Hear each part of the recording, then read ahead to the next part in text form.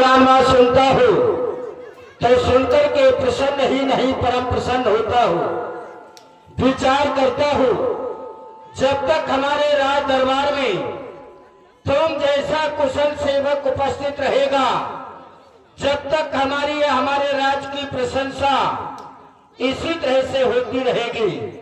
आज तो मैं जानना चाहता हूँ, हमारे राज्य में चल रहे सभी कार्य सुचारू रूप से चल रहे हैं या नहीं, अवगत कराया जा रहा है सेवक। हे महाराज, आपके राज्य में जितने भी कार्य चल रहे हैं सभी कुशल रूप से चल रहे हैं, सुचारू रूप से सभी कार्य, किसी कार्य में कोई विघ्न बाधा नहीं है महाराज। आपने की प्रजा भी अपना जीवन यहाँ पर अपने जीवन तौर तरीके से कर रही है, आनंद बरस रहे हैं महाराज। जय हो तुम्हारी राज सेवक, क्योंकि मैं तुम्हारी मुखाकृत की ओर जब दृष्टि डालता हूँ तो तुम्हारा मुख भी प्रसन्न दिखाई दे रहा है। जब तुम प्रसन्न हो तुम्हारी प्रजा तो प्रसन्न होगी ही होगी, क्योंकि कहा भी गया है, बजे ताली युगल कर से नियम यही सदा से है। हे प्रजा जब की राजा से, तो ये राजा भी प्रजा से है।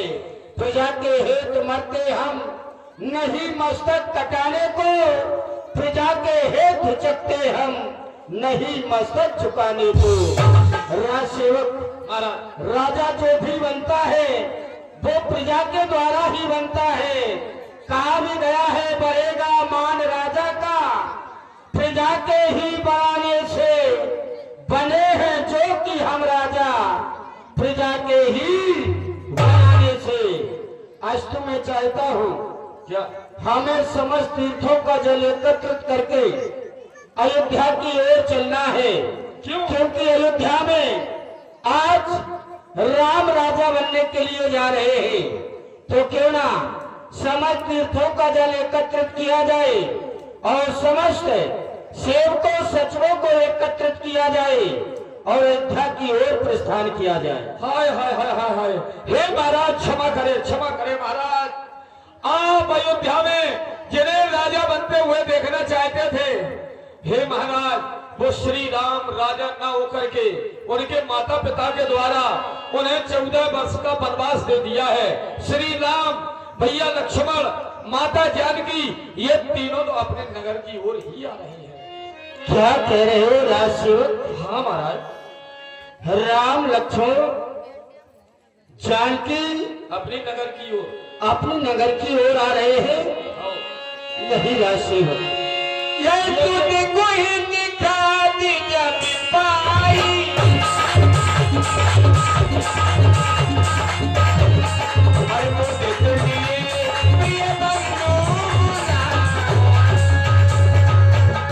राज सेवक के लिए संदेश सही है तो समस्त सेवकों को एकत्रित किया जाए, समस्त थालियों में कंद मूल फल लिए जाए और उनके स्वागत सत्कार के लिए शीघ्रता से प्रस्थान किया जाए। चलो चलो, लिए फूल मूल भेद भरमारा, मिलन तुझे हर सिया पारा, कर डंडी बत्ती भेंटी करुणारे,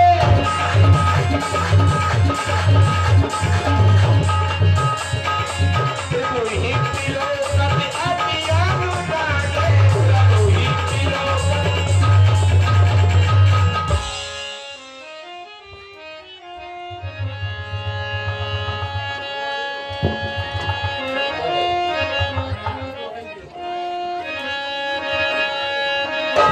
स्नेह विवश रघुराई, पूछी कुशली निकट बैठाई। आओ भैया निखादराज, मेरे समीप आओ, आओ बैठो।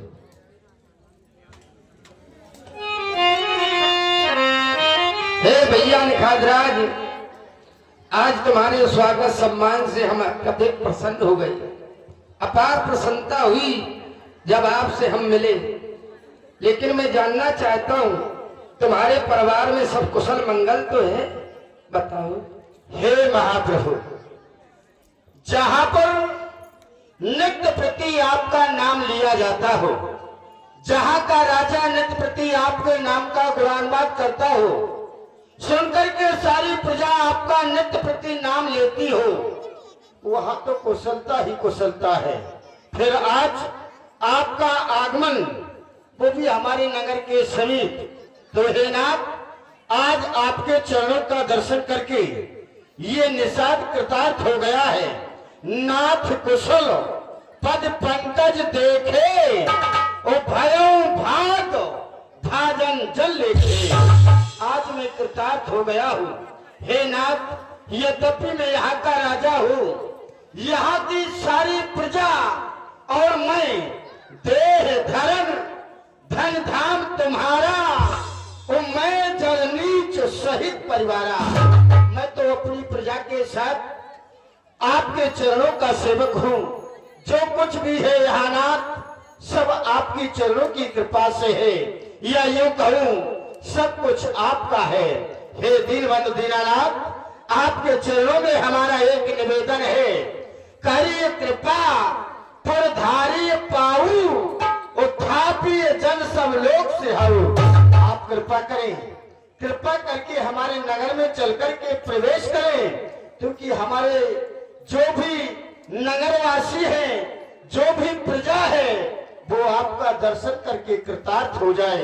हमारे निवेदन को स्वीकार करें भगवान। भैया निखादराज, बड़ा सुंदर भाव है तुम्हारा, बड़े सुंदर विचार है भैया। आज तुम्हारे द्वारा कह दिया गया कि हमारे नगर में चलिए, हमारी प्रजा तुम्हारे दर्शन करना चाहती है, दर्शन करके बड़ी प्रसन्न होगी। भैया निखादराज, भगवान ये बरस ये चारी दस बासुवन, ये मुनि व्रत ग्राम बास नहीं उचित है, असमन ले हो विचार। भैया, हम किसी ग्राम या किसी नगर में 14 वर्षों तक प्रवेश नहीं कर सकते, क्योंकि हमारे माता पिता श्री के द्वारा ये आज्ञा है कि हमें 14 वर्षों तक वन प्रखंड में रहना है। भैया, आज मैं तुम्हारी इच्छा की पूर्ति नहीं कर सकता हूँ, मैं बचनों के बंधन में बंधा हूँ। भैया, मैं माता और पिता की आज्ञा का पालन कर रहा हूँ इस समय। भैया, हे भैया निखादराज, आज तुम अपने नगर की बात करते हो। मैंने अपने माता और पिता के वचनों को पूरा करने के लिए कनक मणियों से बना जो सोने का राजभवन था अयोध्या में, मैंने उसे भी छोड़ दिया, क्योंकि हमारे वंश की रीत है कि रघुकुल रीत सदा चले आई, प्राण जाए पर वचन न जाए। सोने का महल था मेरा,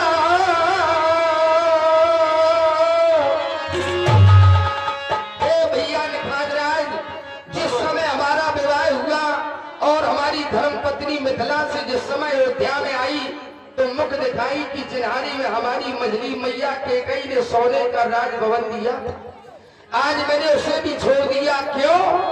कि सोने का महल था मेरा, ये बचनों को निभाना था, घर छोड़ दिया, घर छोड़ दिया।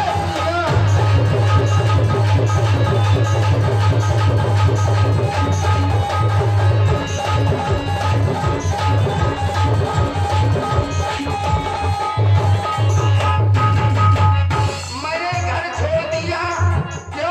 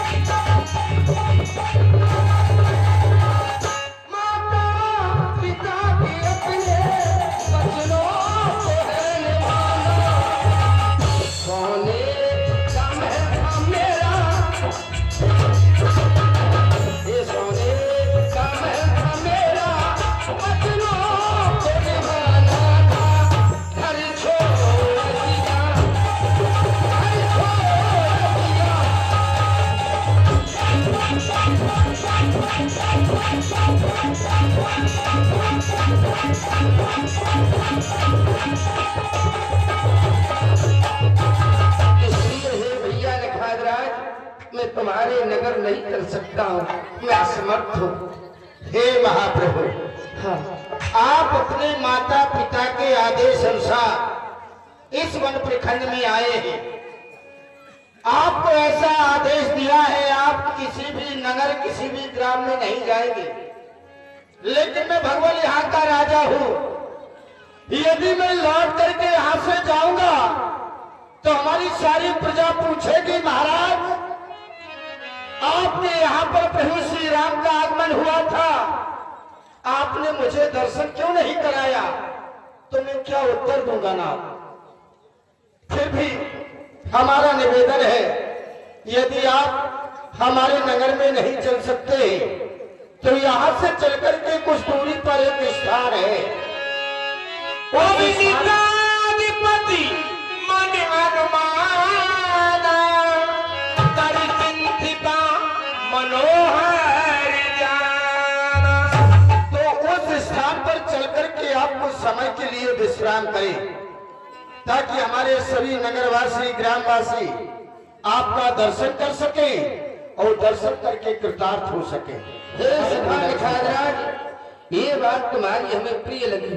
चलो उसी स्थान पर ले चलो जिस स्थान पर तुम मुझे विश्राम कराना चाहते हो। ले रघुनाथ थाऊ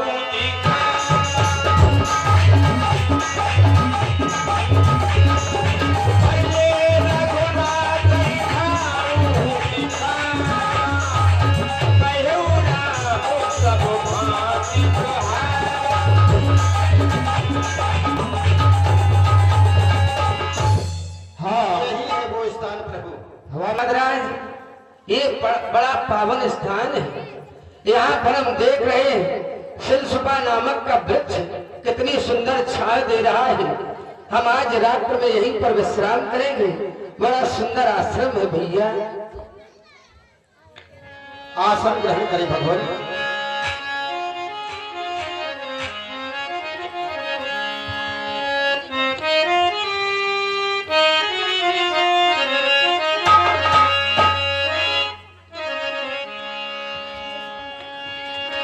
शेष मंद भ्राता सहित कन्या मूली फल खाई गयन कीन रघुवंश बनी पाए पलोतती भाई।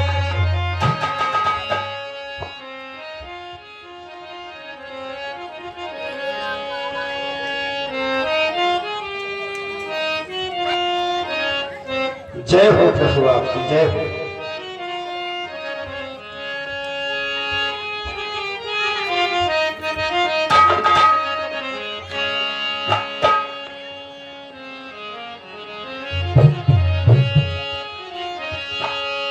देखिए प्रभु जो बात जाने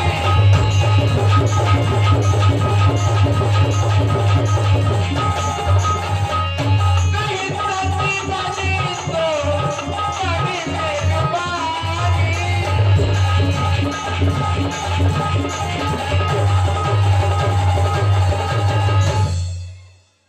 पिता तुल्य महामंत्री सुमन, अब आप भी विश्राम करें। हमारे राज के सभी सेवकों सचिवों, अपने अस्त्र लेकर के प्रभु के चारों ओर फैल जाओ, ताकि कोई भी हिंसक जीव जंतु प्रभु पर आक्रमण न कर सके। मैं भी प्रभु की सेवा में उपस्थित होता हूँ। अवश्य पूरे सजमान सरासन जागर लगे बैठ मीरा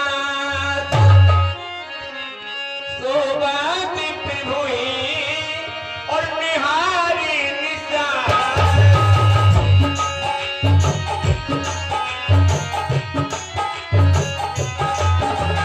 और सोबत प्रभु ही निहारी निशान।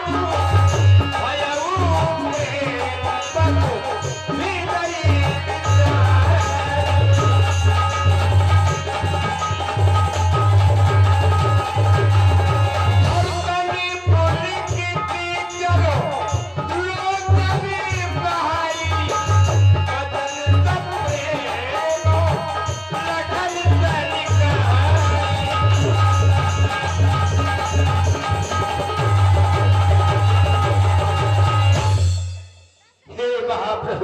छोड़। सखा आज ये निषाद अपने नेत्रों से क्या देख रहा है? जो महाप्रभु हमेशा मखमल के गद्दे और गलीचों पर शयन किया करते थे, वही महाप्रभु आज निषाद के द्वारा बनाया हुआ पत्थर और कुशाओं का आसन जिस पर शयन कर रहे हैं। नहीं विधाता, ये दृश्य देखने से पहले हमारे नेत्र अंधे के नहीं हो गए। क्यों नहीं हो गए? आज ये प्रथम बार हमें अपने नेत्रों से दृश्य देखने के लिए मिल रहा है। यद्यपि महाराज के भवन की ओर जब दृष्टि डालता हूं, तो क्या महाराज का भवन कोई साधारण है? नहीं, भूपति भवन सुहाई सुहावा, सुरपति सदन नपत्तर पावा। महाराज का भवन तो स्वभाव से ही सुंदर है, जिसकी समानता स्वर्ग में रहने वाले देवराज इंद्र का भवन नहीं कर सकता। ऐसे भवन में निवास करने वाले महाप्रभु आज यहाँ शयन कर रहे हैं। यहाँ ही रही मनमह रचित चार चौबारे, जनु रतिपति निज हाथ सवारे। मणियों से जटित सुंदर चार चौबारे, जिन्हें रति के पति कामदेव ने स्वयं अपने हाथों से बनाया हो, ऐसे भवन में निवास करने वाले महाप्रभु आज यहाँ पर शयन कर रहे हैं। सुच सुविचित्र सुभोगमय, सुमन सुगंध सुवास, पलंग मंज मन दीप धर, सब विधि सकत सुपास। कहाँ तक वर्णन किया जाए? विविध बसन उपधान तुराई, क्षीर फेन मृद विशद सुहाई, तय सिय राम शयन नित्य करही, निज छविरति मनोज मद हरही। जब पुत्र वधू जानकी की ओर दृष्टि डालता हूँ तो विचार करता हूँ, पिता जनक जग विदित प्रभाऊ, उस ससुर सुरेश सखा रघुराऊ। जिनके पिता स्वर्ग में रहने वाले महाराज इंद्र के मित्र महाराज श्री दशरथ, आज उनकी पुत्र वधू जानकी यहाँ पर शयन कर रही है। नहीं, मैं तो केवल यहाँ तक कहूंगा, संसार के सभी प्राणी सेव है जिन्हें प्राण की नाई, मैं ही सोवत ही राम गोसाई। जिसे संसार के सभी प्राणी, या यूं कहो जिसकी संसार के सभी प्राणी अपने प्राणों की तरह सेवा किया करते हैं, वही महाप्रभु आज यहाँ पर शयन कर रहे हैं। नहीं, मैं तो केवल इतना कहूंगा, केकई नंदन मंदमति कठिल कुटिल पन कीन, उजही रघुनंदन जानकी सुख अवसर दुख दी। उस माता ने इनके साथ अच्छा नहीं किया, क्योंकि जिनके खेलने और खाने का समय था, ऐसे समय पर इन्हें हुल प्रखंड में भेज दिया। तो उस माता के कई ने इनके साथ अच्छा नहीं किया। संसार में सभी प्राणी कहा करते हैं, कर्म प्रधान विश्व कर रखा, और जो जैसे करे सो तस फल चाखा। करनी किसी और की और भोग कोई और रहा है। तो उस माता ने अच्छा नहीं किया। केवल मैं तो इतना कहूंगा, इसके अधिक और कुछ भी नहीं कहूंगा, और कुछ भी नहीं कहूंगा। नहीं भाई राम बोले लगनी मधुरी मृदुबानी,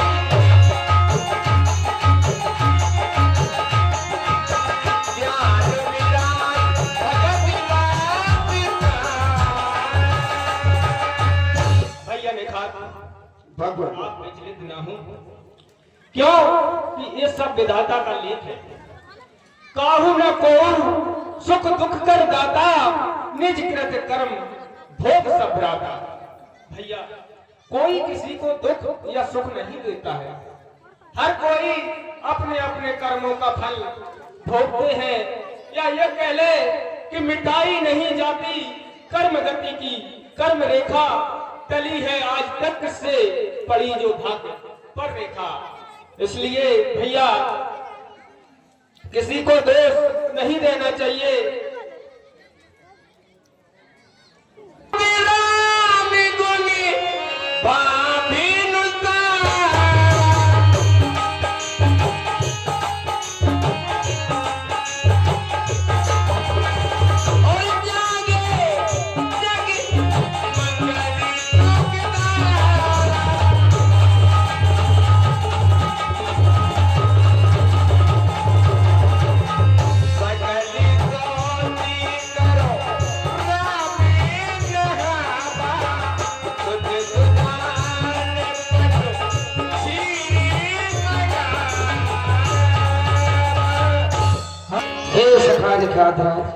महाप्रभु भैया कहे भगवान, जब हम अपनी अयोध्या से चले तो हमारे पूज्य पिताश्री बहुत दुखी थे।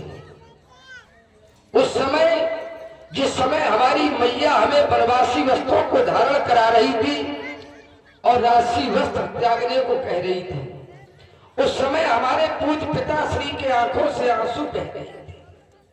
इशारे इशारे में पूज्य पिता तुल्य मंत्री सुमंत को अपने समीप बुलाया, कहने लगे, हे मंत्री सुमंत, आज तुम पुत्र राम लक्ष्मण और पुत्र वधू सीता को अपने साथ वन प्रखंड में ले जा रहे हो। इन्हें गंगा में स्नान करा के और वन प्रखंड के मार्गों को दिखाकर इन्हें वापस ले आना। यदि हमारा पुत्र राम वापस नहीं आया तो ये दशरथ जीवित नहीं रहे।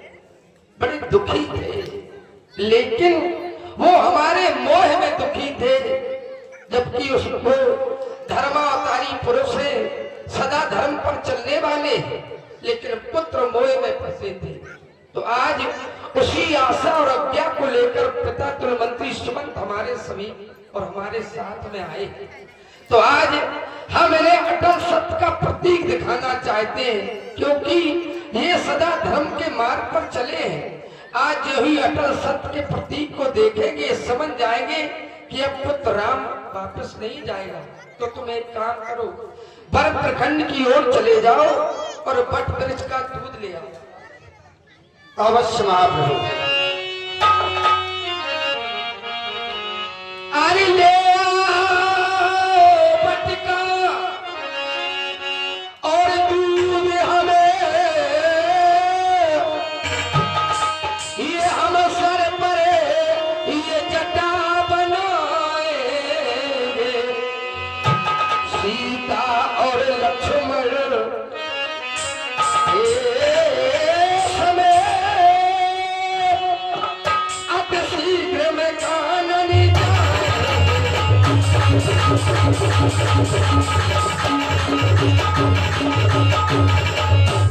ये बांधू मैं सर पर और जटाजू,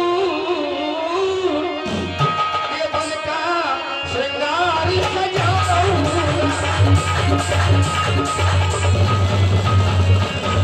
उसके ही बल्लो ये पराक्रम से धरती का भार हटाऊंगा।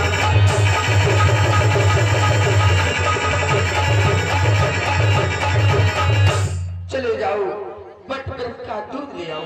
राज सेवक, बट वृक्ष की व्यवस्था की जाए।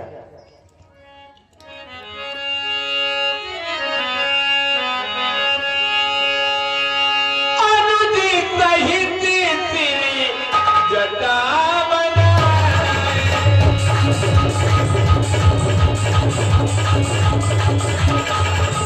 और